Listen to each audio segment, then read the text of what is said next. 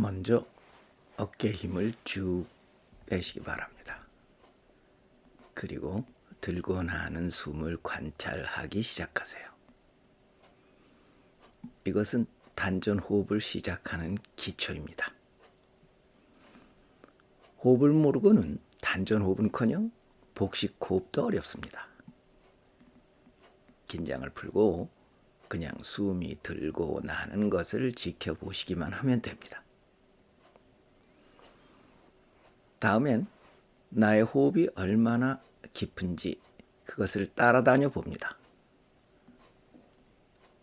호흡을 따라서 마음도 아랫배로 내려가 봅니다.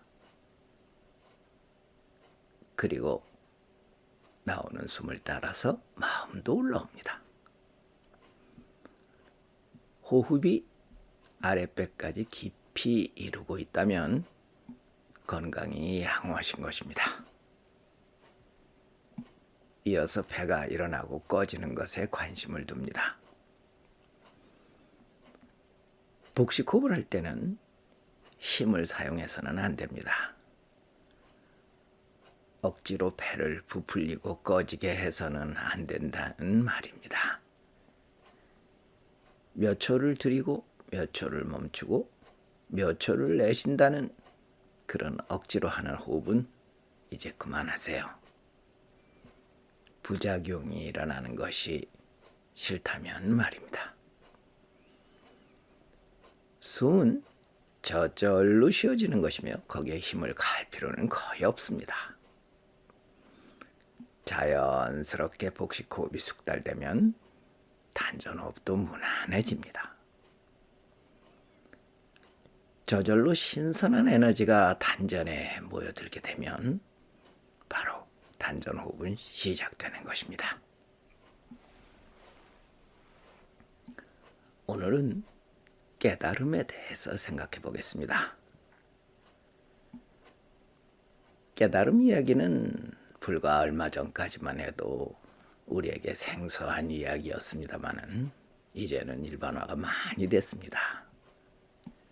시절 인연 때문이겠죠. 이제는 서양인이든 여성이든 노인이든 누구에게나 깨달음의 문이 활짝 열렸습니다. 오해에서 나는 깨달음이란 자기가 누군지를 아는 것이라고 말씀드렸습니다. 그리고 세상에서 가장 중요한 일은 깨달음이다 라고도 말씀드렸었습니다. 단박 깨친다는 말이 있듯이 누구나 80만 확신하면 깨달음은 그리 어려운 일이 아닙니다. 그것을 한자어로는 도노라고 합니다. 이미 개벽의 시대가 도래했기 때문에 말씀드렸듯이 요즘은 동서양을 가리지 않고 많은 사람들이 깨달음을 얻고 있습니다. 오해가 있으실까봐 말씀드립니다만 개벽이라는 것은 어떤 사이비 종교에서 이야기하는 것처럼 신이 심판을 하거나 지구에 큰 변혁이 일어나서 많은 사람들이 몰살되는 것을 말하는 것은 아닙니다. 그들은 말하기를 그 신앙을 하는 사람들은 죽지 않고 살아남는다지요. 속지 마세요. 그런 주장을 하던 교주들은 이미 이 세상에 없습니다. 모두 먼저 죽었기 때문입니다. 한자는 뜻글입니다.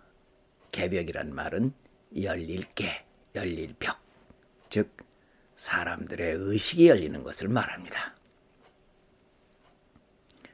의식이 열려줘야 하는 것은 긍정적인 사고로 날마다 좋은 날을 살게 되는 것이고 그것은 더 이상 헛것에 속지 않고 살게 되는 것을 의미합니다. 함부로 초면의 사람에게 깨달았느냐라고 물어서는 안 됩니다. 그것은 곧 자신이 무식하다는 고백이며 그런 사람은 진지한 수행이 아니라 대개 호기심 정도에 그치고 있다는 것을 우리는 압니다. 깨닫지도 못한 사람이 상대의 깨달음을 묻고 또 그것에 답을 하는 것은 둘 다 바보가 되는 일입니다. 아주 가까운 사이라 할지라도 깨달음에 대한 기본 이해가 없는 사람에게까지 답을 해야 할 의무는 없습니다. 깨달은 사람이라면 상대가 자신의 깨달음을 밝히지 않는다 할지라도 그의 태도만으로도 대강 간파를 합니다. 그 후에 이루어지는 것을 가리켜서 선문답이라고 하는데 주로 간화선을 하는 사람들에게서 이루어집니다.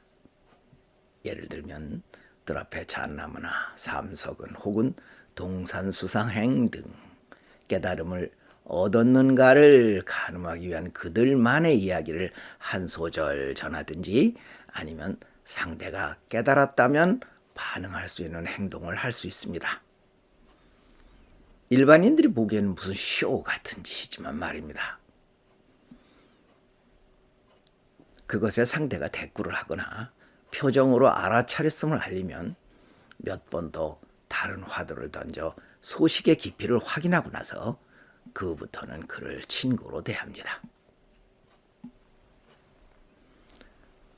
초면에 상대가 깨달음에 대해 진지하게 물어올 때는 그대는 그것을 무엇이라고 생각하는가? 라고 묻고 그와 함께 그것에 대해서 정리를 먼저 하는 것이 좋습니다. 깨달음에 대해서 무식하거나 나름대로 오해를 하고 있는 사람에게 무턱대고 자랑삼아 깨달음 이야기를 하는 것은 바람직하지 못합니다. 상대가 깨달음에 대해서 어떠한 이미지를 가지고 있는지를 먼저 가늠해야 합니다. 혹 그가 깨달음에 대해서 잘못된 정보를 가졌을 경우는 먼저 깨달음에 대해서 서로 논한 후에 나머지 이야기를 전개해야 합니다. 경솔하면 쓸데없는 다툼만 일어날 것이니까 말입니다. 견식이 없는 사람 앞에서 자신의 깨달음을 자랑하듯 말하는 것은 마치 초등학생 앞에서 노자를 이야기하는 것과 같습니다.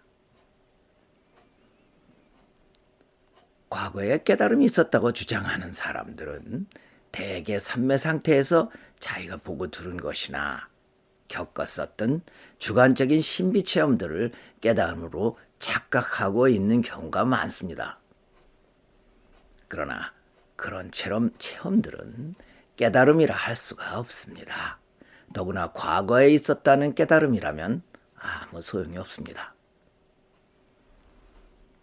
깨달음은 지금 여기 이것입니다.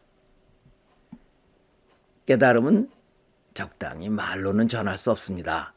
그래서 그것을 언어도단 혹은 불림문자라고 하는 것입니다.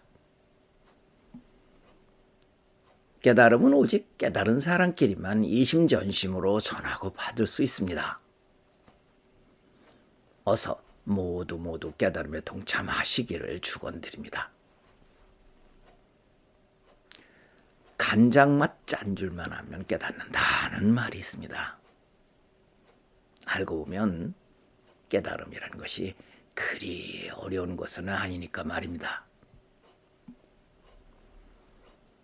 우리 선도는 한 과목이 아니라 두 과목 공부를 합니다. 그리고 그 두 과목 모두 낙제하지 말아야 합니다.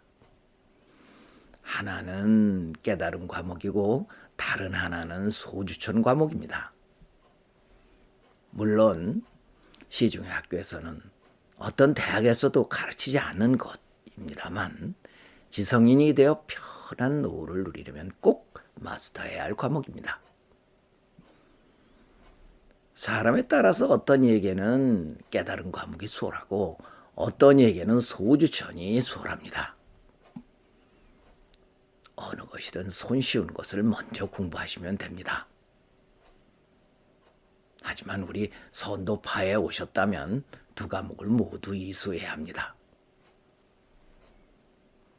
우리 연맹은 경험 풍부한 선배들이 최선을 다해 가르치기 때문에 게으름만 피지 않으신다면 정해진 기간에 신선의 물결에 동승하실 수 있습니다.